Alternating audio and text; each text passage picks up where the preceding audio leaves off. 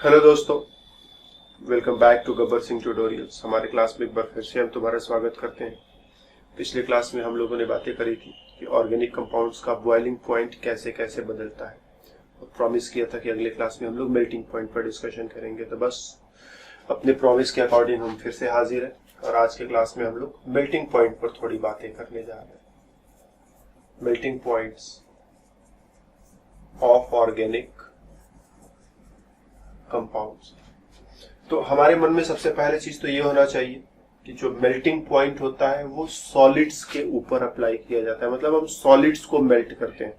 जैसे मान लो हमारे पास एक बर्फ का टुकड़ा है, एक बर्तन ले लो, इस बर्तन में तुमने एक बर्फ का टुकड़ा रख दिया, तो बर्फ के इस टुकड़े में क्या होगा, ढेर सारे छोटे छोटे मॉलिक्यूल्स होंगे और ये मॉलिक्यूल्स रेगुलर क्रम में, एक रेगुलर वे में एक दूसरे के साथ यहां पर इनको सजा करके कुछ इस तरह से, ठीक। तो बर्फ का एक टुकड़ा है, इसमें पानी के छोटे छोटे मॉलिक्यूल्स इस तरह से एक दूसरे के साथ सजा करके रखे हुए हैं। अब इसको तुम हीट अप्लाई करो। हीट करोगे तो क्या होगा, ये बर्फ से पानी बन जाएगा और तुम देखोगे कि अब इसी बर्तन के अंदर थोड़ा पानी बन गया और जो पानी के मॉलिक्यूल्स यहां पर अपनी अपनी जगह पर बिल्कुल फिक्स्ड थे, अब यहां पर क्या है, थोड़ा इधर उधर घूम फिर सकते हैं। और जिस टेम्परेचर पर ये शुरू हो जाता है, मतलब सॉलिड से लिक्विड में बदलना जिस टेम्परेचर पर स्टार्ट होता है, उस टेम्परेचर को तुम कहते हो, उस वही टेम्परेचर जो मेल्टिंग पॉइंट होता है। तो बर्फ से पानी का बनना ये 0 डिग्री सेल्सियस पर स्टार्ट हो जाता है, तो बर्फ का मेल्टिंग पॉइंट 0 डिग्री सेल्सियस है। इसी तरह से प्रत्येक कंपाउंड का अपना अपना मेल्टिंग पॉइंट होता है। किसी का मेल्टिंग पॉइंट कम होता है, किसी का मेल्टिंग पॉइंट ज्यादा होता है। तो हमें यह समझना है कि मेल्टिंग पॉइंट कैसे कैसे चेंज होता है। तो मेल्टिंग पॉइंट देखो दो चीजों पर डिपेंड करता है। मेल्टिंग पॉइंट डिपेंड्स ऑन, एक तो ये attraction between, force of attraction between the molecules,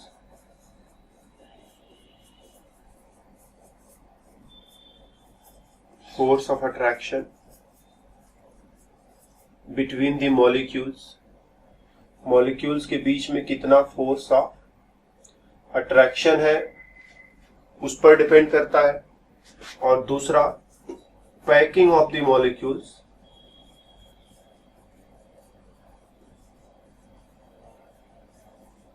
in crystal lattice,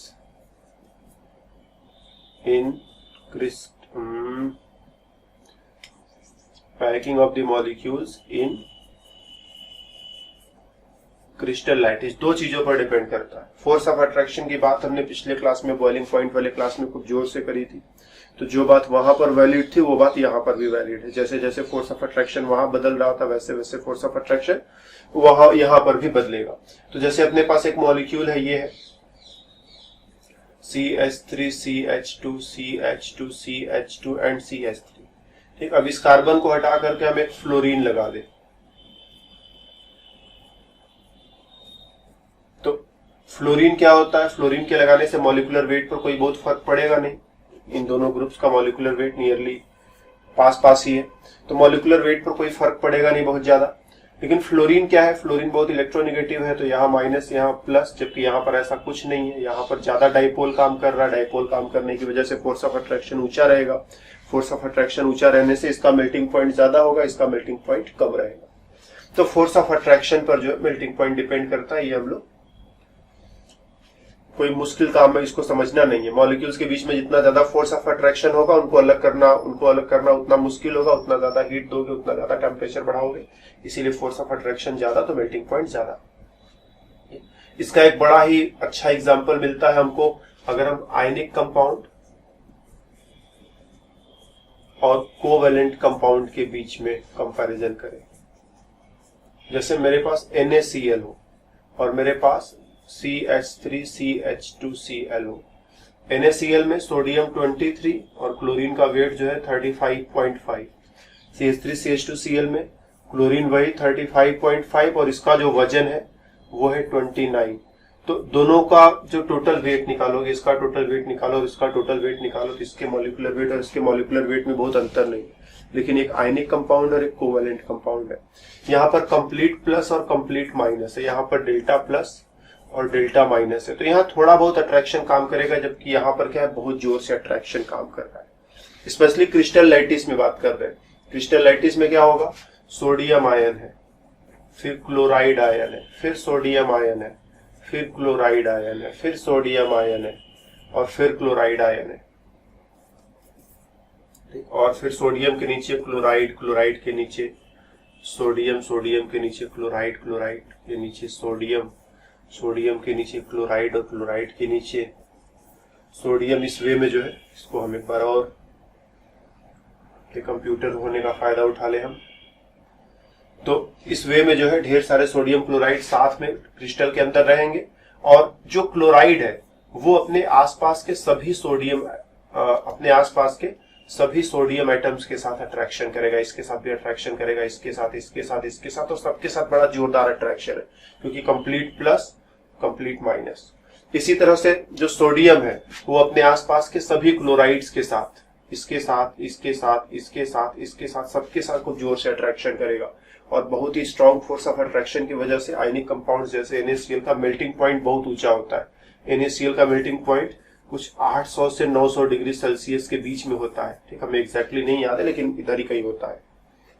और कोवेलेंट कंपाउंड, इसका मेल्टिंग पॉइंट देखोगे तो 10 डिग्री सेल्सियस भी मिल जाए तो ज्यादा हो जाएगा, हमको लगता है इसका 10 डिग्री सेल्सियस से भी नीचे मेल्टिंग पॉइंट होता है, एग्जैक्टली माइनस में होता है, लेकिन हम माइनस लिख नहीं रहे हैं क्योंकि हम तुम्हें परेशान नहीं करना चाहते, हम सिर्फ वैल्यूज का एक कंपैरिजन दिखाना चाहते हैं कि यहाँ पर मेल्टिंग पॉइंट बहुत ज्यादा और यहाँ पर मेल्टिंग पॉइंट बहुत कम है। क्यों? क्योंकि आयनिक कंपाउंड है, पॉजिटिव नेगेटिव आयन्स है, जिनके बीच में फोर्स ऑफ अट्रैक्शन बहुत ज्यादा है।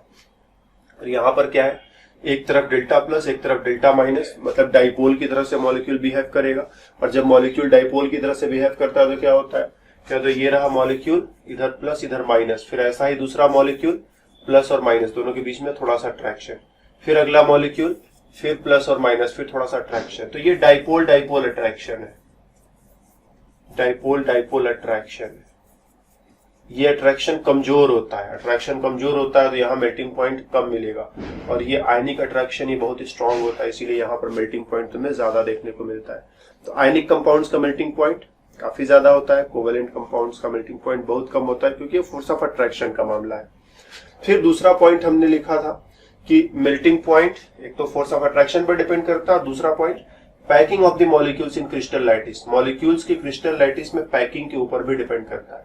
Let us understand it by one example. Suppose अपने पास ये दो मॉलिक्यूल है, इसे तुम कहोगे सिस 1,2 डाई क्लोरोइथीन, और ये मॉलिक्यूल देखा जाए trans 1,2 dichloroethene, cis 1,2 dichloroethene and trans 1,2 dichloroethene. Trans में क्या है, क्लोरीन ने इधर इलेक्ट्रॉन खींचा, इस क्लोरीन ने इधर इलेक्ट्रॉन खींचा, इधर एक डाइपोल काम कर रहा है, इधर एक डाइपोल काम कर रहा है, दोनों डाइपोल अपोजिट है, एक दूसरे को कैंसिल कर देंगे, जीरो डाइपोल मोमेंट। यहां पर क्या है, दोनों क्लोरीन अपोजिट नहीं है, तो यहां पर डाइपोल मोमेंट जीरो नहीं होगा, so non zero dipole moment. Dipole moment जो है जीरो नहीं है, मतलब मॉलिक्यूल जो है उसमें एक तरफ डेल्टा प्लस, दूसरी तरफ डेल्टा माइनस, और इसमें क्या है, मॉलिक्यूल में ना कहीं कोई प्लस ना कहीं कोई माइनस, ठीक, क्योंकि डाइपोल मोमेंट जीरो है, कहीं कोई प्लस माइनस जैसा नहीं देखोगे, इसमें एक तरफ प्लस एक तरफ माइनस, ऐसा सिचुएशन।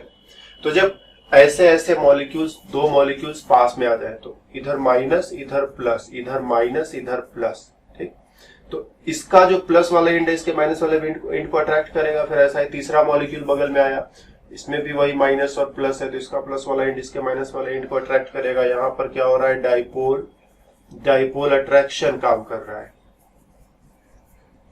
क्या यहाँ पर भी डाइपोल डाइपोल अट्रैक्शन काम करेगा? तो आंसर है यहाँ डाइपोल मोमेंट तो कुछ है नहीं, तो मॉलिक्यूल में ना कुछ प्लस है ना कुछ माइनस है, लेकिन फिर भी जैसे मॉलिक्यूल है सब तरफ इलेक्ट्रॉन बैलेंस्ड है, ऐसा नहीं कि कहीं इलेक्ट्रॉन कम इलेक्ट्रॉन ज्यादा टाइप का, जितना इलेक्ट्रॉन इधर उतना इलेक्ट्रॉन इधर, जितना इलेक्ट्रॉन इधर उतना इलेक्ट्रॉन इधर, तो फायदा क्या है, कहीं कोई प्लस माइनस नहीं होगा।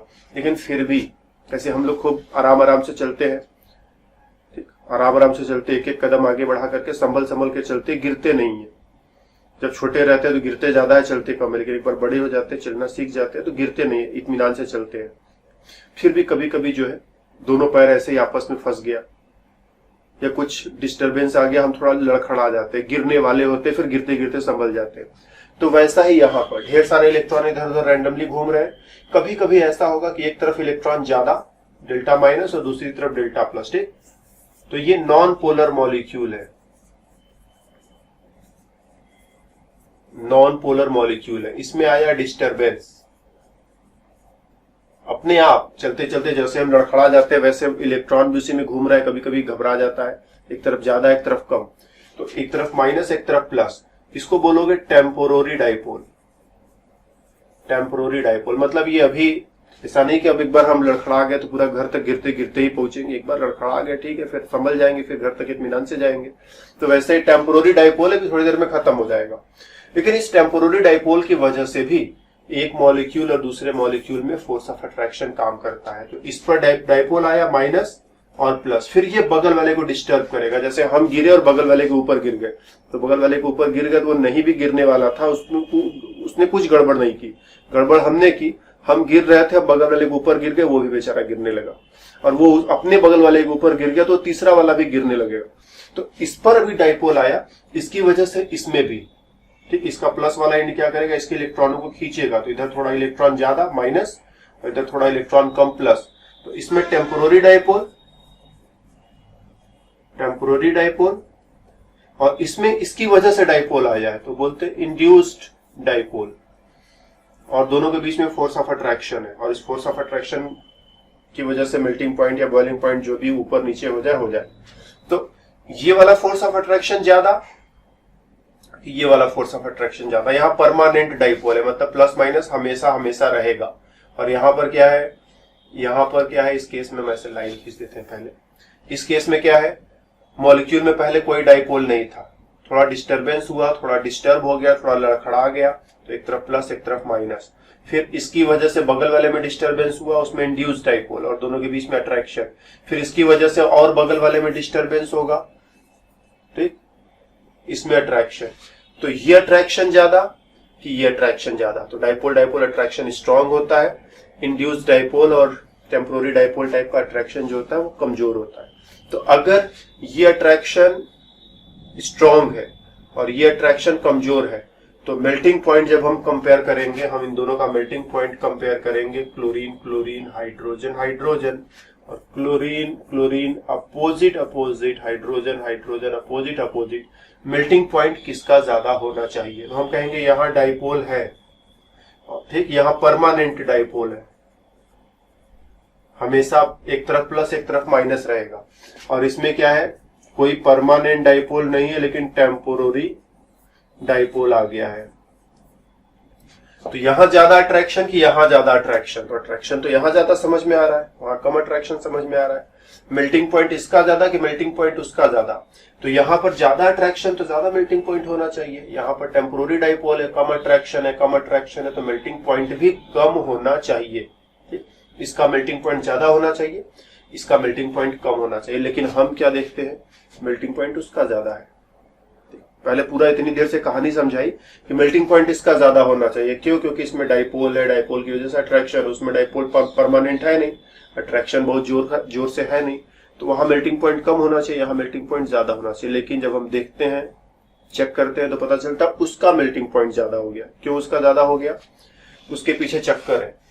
हाइड्रोजन देखो छोटा छोटा आइटम है, क्लोरीन उसकी तुलना में बहुत बड़ा आइटम होता है, तो मॉलिक्यूल का जो शेप है वो क्लोरीन से डिसाइड होगा।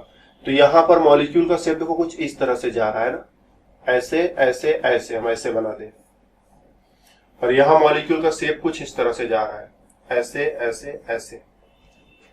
तो जब मॉलिक्यूल का शेप ऐसा है, तो देखो एक मॉलिक्यूल, फिर ये दूसरा मॉलिक्यूल, फिर ये तीसरा मॉलिक्यूल, फिर ये चौथा मॉलिक्यूल, एक दूसरे के ऊपर बराबर सजा करके अच्छे से रख सकते हैं। ये चीज तुम यहां नहीं कर सकते हो। यहाँ एक मॉलिक्यूल के ऊपर तुम दूसरा मॉलिक्यूल रखना चाहो तो ये वाला अरेंजमेंट यहाँ बनाया ही नहीं जा सकता। तो यहाँ पर क्या होगा, मॉलिक्यूल्स के बीच में दूरी ज्यादा हो गई और यहाँ मॉलिक्यूल्स के बीच में दूरी कम हो गई। तो दूरी जब कम हो जाएगी तो कमजोर अट्रैक्शन भी अब जोर से काम करने लगेगा। मतलब इनमें एक दूसरे को अट्रैक्ट करने की क्षमता कम थी, लेकिन उनको बहुत पास चिपका दिया है तो अट्रैक्शन ज्यादा हो जाएगा। और यहाँ अट्रैक्ट करने की क्षमता ज्यादा थी, लेकिन उनको दूर कर दिया। दूर करते ही जो फोर्स ऑफ अट्रैक्शन था वो कम काम करेगा। तो यहाँ पर डाइपोल होने के बावजूद मॉलिक्यूल्स दूर है, इसीलिए फोर्स ऑफ अट्रैक्शन कम। और यहाँ पर परमानेंट डाइपोल नहीं है, लेकिन मॉलिक्यूल्स इतने पास है कि फोर्स ऑफ अट्रैक्शन ज्यादा हो जाता है और इस वजह से इसका मेल्टिंग पॉइंट ज्यादा और इसका मेल्टिंग पॉइंट कम। तो हम कहते हैं यहाँ पर बेटर पैकिंग है। बेटर पैकिंग, जैसे हमें एक बॉक्स में कुछ सामान भरना है, तो अगर हम सामान को सजा करके अच्छे से रखें तो थोड़े से जगह में ज्यादा सामान भर देंगे। और बस ऐसे अंट संट कुछ भी बॉक्स में डाल दिया तो पता चलेगा बॉक्स जल्दी भर जाएगा और सामान भी अच्छे से नहीं रख पाएंगे। तो यहाँ पर अच्छे से पैकिंग किया है, मॉलिक्यूल्स को एक दूसरे के ऊपर सजा करके रखा है। तो better packing in crystal lattice, और इस बेटर पैकिंग की वजह से higher melting point. Higher melting point, तो मेल्टिंग पॉइंट दो चीजों पर डिपेंड करता है, एक तो फोर्स ऑफ अट्रैक्शन पर और दूसरा मॉलिक्यूल्स क्रिस्टल में कैसे एक दूसरे के साथ पैकिंग करते हैं इस पर। और इन दोनों पॉइंट्स को हमने अच्छे से एग्जांपल्स के जरिए समझा। इस क्लास में हमारी तरफ से इतना है, फिर मुलाकात होगी अगले क्लास में। तब तक के लिए बाय बाय।